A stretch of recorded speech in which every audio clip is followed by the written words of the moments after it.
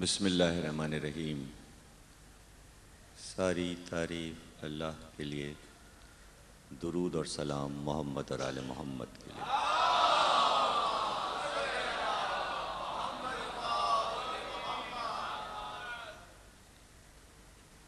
1423 ہجری کے عشر محرم کی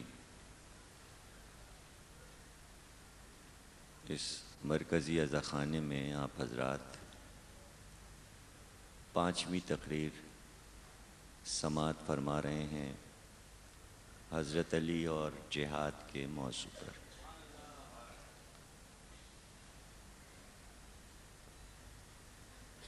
جہاد مسلسل ہے اور زندگی کا کوئی لمحہ ایسا نہیں جس میں جہاد نہ ہو۔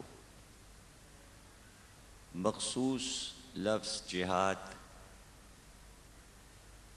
جو میدان جنگ کے لیے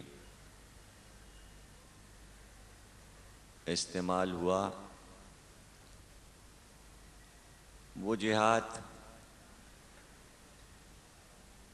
دفاعی تصور کیا جاتا ہے ختمی مرتبت کی زندگی میں، اور ان کی اولاد نے جو جہاد کیے، اور یہ طے ہے کہ فتوحات اور جہاد میں بہت فرق ہے۔ فتوحات ہوس ملک و مال ہے اور جہاد فی سبیل اللہ ہے۔ اس میں کسی چیز کی طلب نہیں ہوتی، بلکہ اللہ اپنے بندے کو طلب کرتا ہے، اور پھر جب وہ اس کوشش میں کامیاب ہوتا ہے تو اللہ اپنی مرضیاں اسے دے دیتا ہے، اپنی رضا اسے دے دیتا ہے۔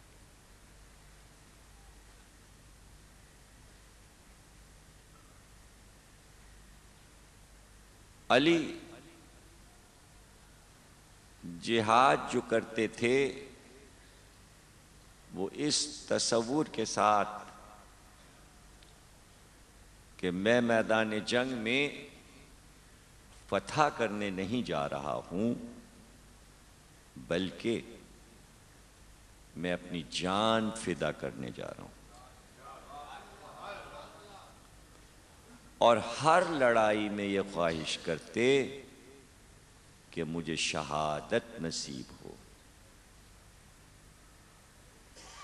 علی شہادت کے خواہش مند تھے، اس لیے میدان جنگ میں جاتے تھے۔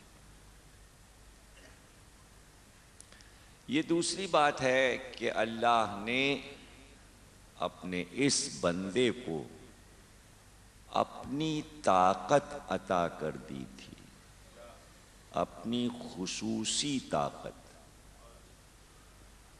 اور اس طاقت کا یہ نتیجہ تھا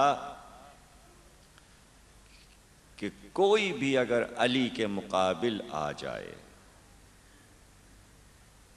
تو یہ بات دنیا کے کسی بہادر کے لیے نہیں ہے، کسی شجاع کے لیے نہیں ہے،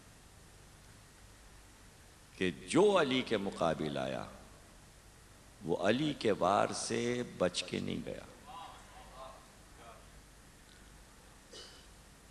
اور یہ بھی نہیں ہے کہ وار لگ گیا وہ زخمی ہو گیا اور پھر بچ گیا، علاج کروا لیا، نہیں، ذوالفقار کی ہوا بھی اگر لگ گئی اسے تو بس پھر وہ مر گیا،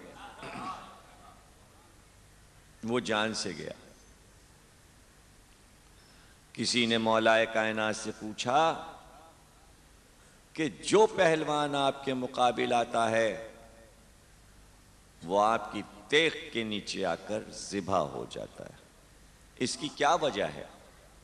بڑے بڑے پہلوان جن کے بارے میں یہ سنا ہے کہ وہ کبھی میدان جنگ میں مفتون نہیں ہوئے، ہمیشہ فاتح رہے، لیکن جب وہ آپ کے مقابل آئے تو وہ مارے گئے، قتل ہوئے۔ تو آپ نے فرمایا یہ ایک راز ہے، جاننا چاہتے ہو تو بتا دیں۔ جب ہم میدان جنگ میں جاتے ہیں اور کوئی ہمارے مقابل آتا ہے وہ ہمیں مارنے، ہمیں قتل کرنے، لیکن جب اس کی نظریں ہماری نظر سے ٹکراتی ہیں، وہ ہماری طرف دیکھتا ہے، تو اس پہلوان کا پورا سراپا، اس کا رواں رواں، اس کا دل، اس کا دماغ، اس کے بدن کا ہر حصہ اس سے پکار پکار کے کہتا ہے جا، اور جا کے علی کے ہاتھ سے قتل ہو جا۔ وہ آتا ہے اور قتل ہو جا، جا کے علی کے ہاتھ سے قتل ہو جا، وہ قتل ہو جاتا۔ اور کبھی بھی کوئی بڑا پہلوان، کوئی بڑا سورما، کوئی بڑا شجاع اور کوئی بہت بڑا لشکر جب بھی اسلام کے مقابل آیا تو رسول اللہ نے کبھی ایسا نہیں کیا کہ اصحاب سے کہا ہو کہ جاؤ ان کے مقابل جا کر جہاد کرو۔ اور جب مارکا گرم ہو جاتا اور جہاں جان بچانے کے بھی لالے پڑ جاتے تو جناب فاطمہ زہرا صلوات اللہ سلام علیہا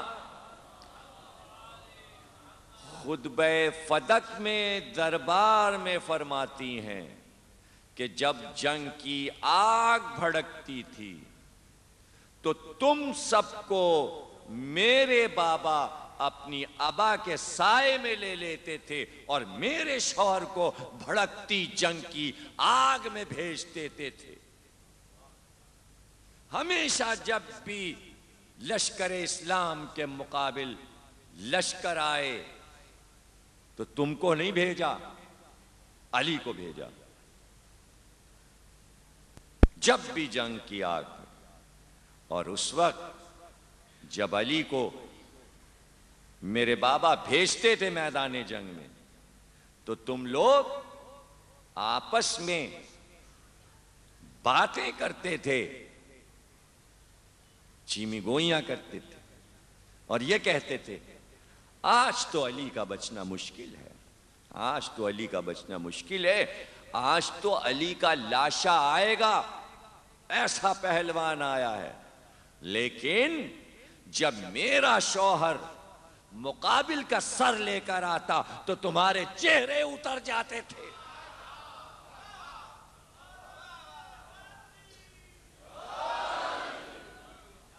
تمہارے چہرے اتر جاتے۔ تو ذرا سوچئے تو، ماحول سازگار نہ ہو، حالات سازگار نہ ہوں، دل سب کے وفادار نہ ہوں، اور ایسے میں علی جائیں تنہا اور جہاد کا میدان جیت کر آ جائیں۔ یہ کسی اور انسان کے لیے تاریخ نے لکھا، کسی اور کے لیے مورخ نے لکھا، یہ علی تھے، یہ علی تھے۔ اور کبھی کبھی رسول اللہ دلوں کی حسرت نکل جائے اس لیے بعض لڑائیوں میں علی کو نہیں لے گئے، اب تم فتح کر لو۔ لیکن عجیب بات یہ، جس لڑائی میں علی نہیں گئے وہ لڑائی بغیر لڑے فتح ہوئی، پھر ضرورت ہی نہیں پڑی۔